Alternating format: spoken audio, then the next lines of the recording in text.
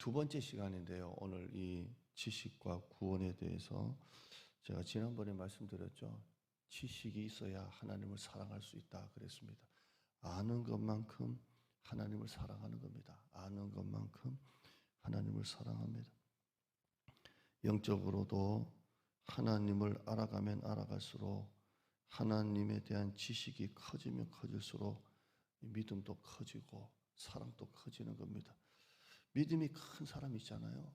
어떻게 저분이 믿음이 저렇게 크냐? 믿음이 저렇게 크냐?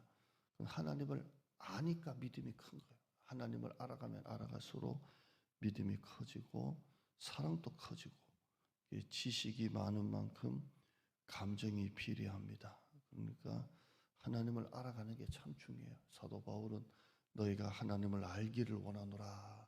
자꾸 알아야 돼요. 여러분 성경을 많이 읽으시고 설교도 열심히 들으시고 점점 하나님을 알아야 돼요. 점점 하나님을 알아가길 바랍니다. 요즘에 우리가 하나님만 집중하지 못하도록 볼 수 있는 게 너무 많아요. 옛날에 텔레비 틀면 뭐 예를 들어서 KBS, MBC 뭐 몇 개 없었잖아요.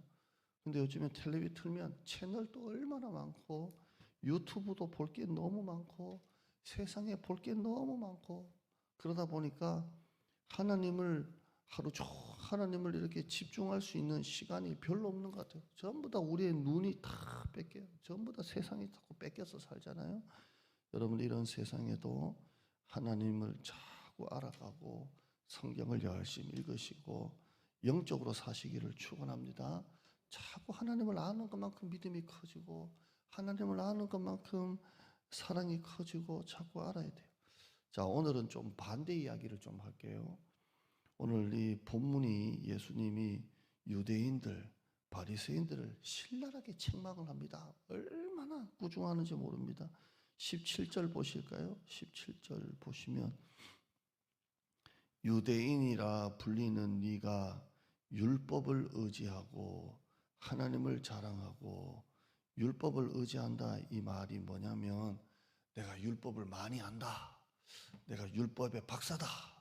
율법을 의지하고 내가 성경을 모르는 게 없다.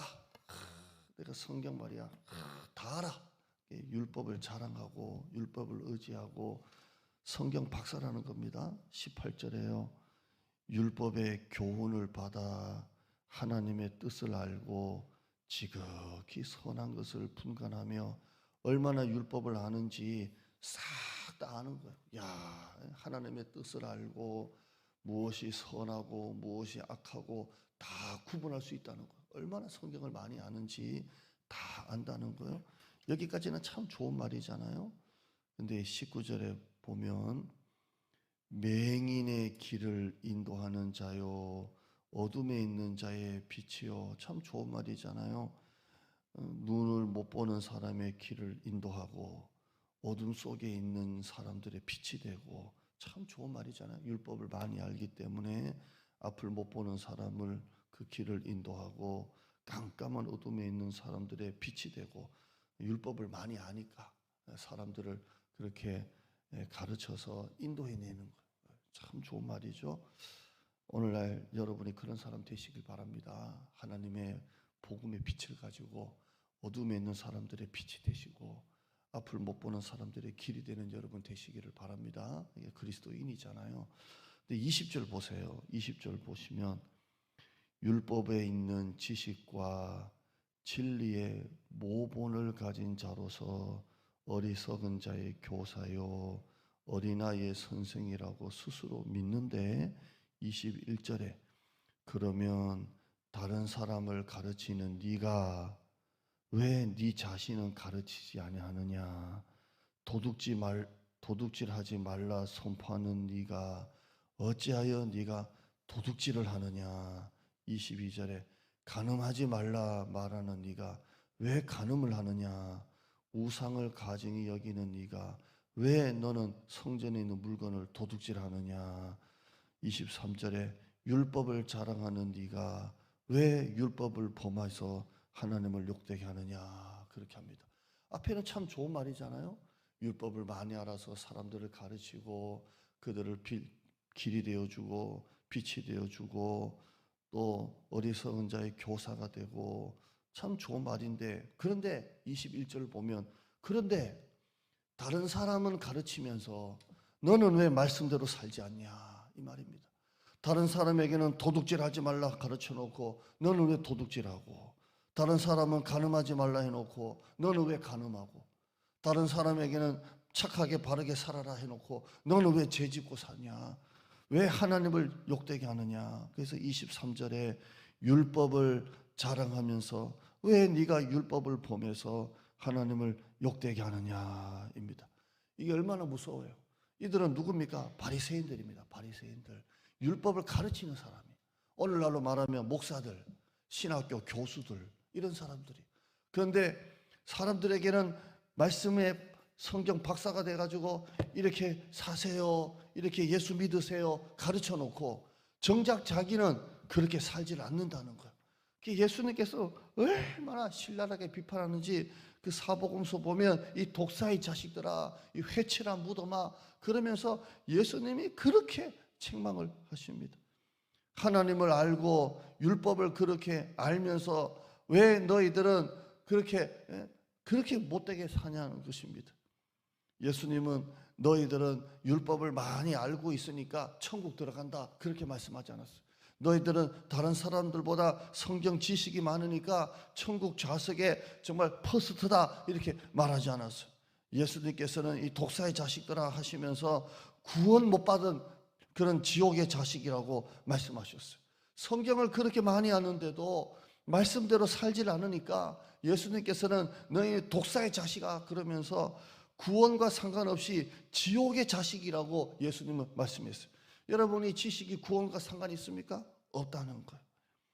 바리새인과 세리가 기도할 때 예수님께서는 누가 의롭다 하심을 받고 돌아갔느냐 하시면서 바리새인이 의롭다 하심을 받고 돌아간 게 아니라 저 세리가 의롭다 하심을 받고 돌아갔다 그랬어요.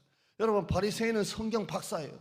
그런데 하나님은 바리새인을 의롭다 하지 않으시고 저 더러운 죄인을, 성경 지식도 없고 하나님도 잘 모르는데도 가슴을 치고 있는 세리가 천국 백성이라고 예수님은 인정하셨어요. 바리새인은 지식이 많았어요. 지식적이었어요. 그러나 구원과는 상관없었어요. 성경 박사였어요. 성경 창세기부터 요한계시록까지 예를 들어서 모르는 게 없는 목사예요. 모르는 게 없는 신학교 교수예요. 그런데도 하나님을 모르는 거예요. 영적으로 모르는 거예요. 아무리 성경 지식이 많아서 지식적인 사람이 되어도 구원받는 건 아니라는 겁니다. 제가 엊그저께 설교할 때는 지식이 있어야 점점 하나님을 알아가야 믿음이 커진다고 했지만 오늘은 좀 반대 이야기를 하는 거예요. 아무리 성경을 많이 알아도, 아무리 성경 박사라도 은혜가 없고 믿음이 없을 수도 있다는 것입니다. 야고보는 귀신도 하나님을 안다고 그랬어요. 야고보서 2장 19절에 네가 하나님은 한 분인 줄 믿느냐? 잘하는도다. 귀신들도 믿고 떠든다 그랬어요. 귀신도 하나님은 한 분인 걸 알고 있는 거예요. 귀신이 아무리 하나님을 지식적으로 알고 있다고 해도 귀신이 구원받습니까? 상관없어요. 귀신이 하나님이 누구신지 알아도 귀신은 구원 못 받아요. 교회 안에도 지식적인 사람들이 얼마나 많은지 몰라요. 똑똑한 사람, 성경을 많이 읽은 사람들이 얼마나 많이 아는지 모릅니다. 그런데 교회 안에 지식적인 사람이 회개하기가 그렇게 어려워요. 회개하기가. 신앙생활 오래 하고 성경을 많이 알고 지식적인 사람 중에도 회개를 잘 안 해요. 회개를. 반면에 옛날에 예수 믿다가 10년 만에 교회 나온 사람, 옛날에 어릴 때 신앙생활 하다가 어떤 어려움을 만나고 고난을 만나고 아니면 누군가의 전도를 통해서 교회 나온 사람이 바로 하나님의 말씀을 듣고 깨지고 눈물을 흘리고 콧물을 흘리면서 회개하는 것을 봅니다. 우리 교회도 세가족으로 오신 우리 남성 형제분이 우리 교회 우리 권사님의 전도로 우리 교회 와서 처음에 예배 드리다가 그렇게 펑펑 울었잖아요.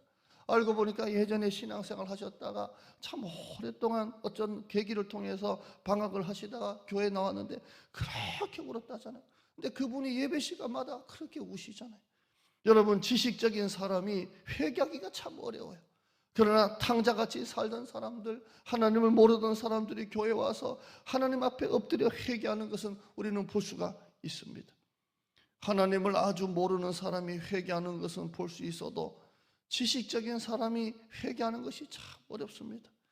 복음의 지식은 지식적으로만 끝나면 안 됩니다. 그 지식이 내가 하나님 앞에 죄인임을 인정하게 되고 내가 하나님을 인격적으로 만나는 데까지 이어져야 됩니다. 지식이 지식적으로만 끝나면 안 됩니다. 여러분이 하나님을 아는 지식이 눈물로 가야 됩니다. 여러분이 하나님을 아는 그 지식이 회개로 가야 됩니다. 여러분이 하나님을 아는 지식이 사랑으로 가야 됩니다. 그렇지 않으면 그 지식은 지식밖에 안 되는 거예요. 내가 하나님을 아는 것만큼 울어야 돼요. 내가 하나님을 아는 것만큼 회개해야 돼요. 내가 하나님을 아는 것만큼 하나님 앞에 엎드려야 됩니다. 에베소서 3장 18절에 능히 모든 성도와 함께 지식에 넘치는 그리스도의 사랑을 알고, 이렇게 되어 있어요. 한번 따라 하실까요? 지식에 넘치는 그리스도의 사랑. 여러분, 하나님의 사랑은 지식에 넘친다 그랬어요. 지식으로는 담을 수 없는 하나님의 넘치는 사랑이 있어요. 그 크신 하나님의 사랑, 바다를 먹물 삼고 하늘을 두루마리 삼아도 하나님의 사랑을 다 기록할 수 없는 지식에 넘치는 그리스도의 사랑이 있습니다. 내가 하나님을 많이 안다, 성경을 많이 안다, 요즘에 그런 분도 잘 찾을 수 없지만 하나님을 많이 안다고 해서 그게 회개로 이어집니까? 하나님을 많이 한다고 해서 그게 구원받습니까? 바리새인은 하나님을 많이 알아도, 성경 박사라도 구원과는 상관이 없습니다. 여러분, 지식에 넘치는 하나님의 사랑을 알기를 축원합니다. 하나님을 알아가면 알아갈수록, 교회 나온 지 오래되면 오래될수록, 예배를 많이 드리면 많이 들을수록 마음이 자꾸 뜨거워져야 돼요. 마음이 막 뜨거워져요. 설교를 들으면 들을수록 설교를 판단하는 사람이 아니라 설교에 은혜 받는 사람이 돼야 돼요. 마음이 막 뜨거워져야 돼요. 복음은 지식을 넘어서, 머리를 넘어서, 이해를 넘어서 이해할 수 없는 하나님의 사랑이 들어 있습니다. 주께서 내 마음에 두신 기쁨이라고 다윗은 시편 4편에 말하고 있습니다. 주님이 내 마음에 두신 기쁨이 있어요. 지식을 넘어선 감격이 있어야 됩니다. 지식을 넘어선 사랑이 있어야 됩니다. 지식을 넘어선 기쁨이 여러분 안에 있어야 됩니다. 저는 30년째 목회를 하고 모태신앙입니다. 그런데 저는 여전히 감사한 게 뭐냐면, 설교 준비하다가도 가슴이 뜨거워요. 설교하다가도 가슴이 뜨거워요. 아직도 예수님 생각하고 십자가 생각하고 교회 생각하면 가슴이 뜨거워요. 저는 아직도 마르지 않는 가슴이 있어요. 그래서 저는 너무 감사해요. 너무 감사해요. 어제 우리 두 아이가, 우리 작은 애는 일하러 갈 때 제가 아침에 손 딱 붙잡고 아빠가 기도해 줄게, 기도해 주고, 아침에 우리 큰애 손잡고 기도해 주고, 기쁨이 있어요. 여러분, 우리 모두에게 지식을 넘어선 하나님의 눈물이 있어야 됩니다. 성경을 많이 읽는 사람, 성경을 많이 아는 사람이 구원받는 것이 아니라 성경 앞에 우는 사람이 구원을 받는 것입니다. 성경을 많이 아는 사람이 구원받습니까? 아닙니다. 성경 앞에 우는 사람이, 눈물을 흘리는 사람이 구원을 받습니다. 의로운 죄인 바리새인이 되지 마시고 하나님 앞에 우는 더러운 의인, 세리가 되는 여러분 되시기를 축원합니다. 하나님 감사합니다. 지식에 넘치는 하나님의 사랑이라고 그랬습니다. 지식으로는 이해할 수 없는, 지식을 넘어선 하나님의 사랑이 있습니다. 그 감격, 그 눈물, 그 회개, 그 능력, 그 은혜를 우리에게 허락하여 주시옵소서. 설교를 들으면 들을수록 설교를 판단하는 사람이 아니라, 설교를 분석하는 사람이 아니라, 설교를 들으면 들을수록 마음이 뜨거워지는 사람 되게 하여 주시옵소서. 하나님을 알아가면 알아갈수록 마음이 차가워지고 이성적인 사람이 되는 것이 아니라 마음이 뜨거워지고 은혜 받는 사람이 되게 하여 주시옵소서. 교회 오래 다니면 다닐수록 믿음이 식어지는 사람이 아니라 믿음이 커지는 사람이 되게 하여 주시옵소서. 지식에 넘치는 하나님의 사랑, 아직도 내 마음에 눈물이 있고, 아직도 내 마음에는 감사가 있고, 성경을 많이 읽고 아는 사람이 구원받는 것이 아니라 성경 앞에 우는 사람 되게 하여 주시옵소서. 바리새인처럼 의로운 죄인 되지 말고 성경 앞